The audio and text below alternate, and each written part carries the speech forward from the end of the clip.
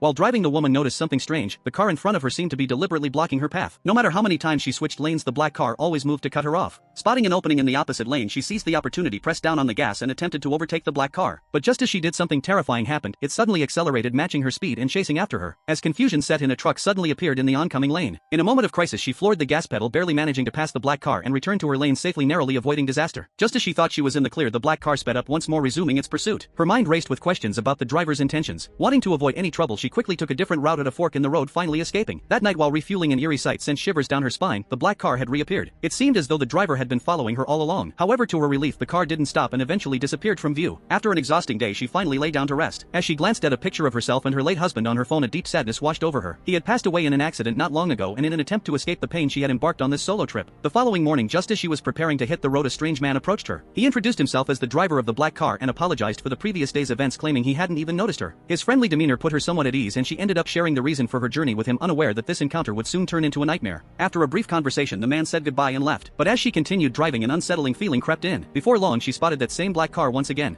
Just as she was about to leave, immediately the man suddenly blocked her path, claiming his car had broken down and asking for her help. She refused without hesitation, offering to call roadside assistance instead. However, the man declined, insisting he didn't want to trouble anyone. Without a second thought, she sped away. She thought she had finally escaped him, but later that night, as she sat resting by the roadside, her worst fear came true. The black car appeared once again.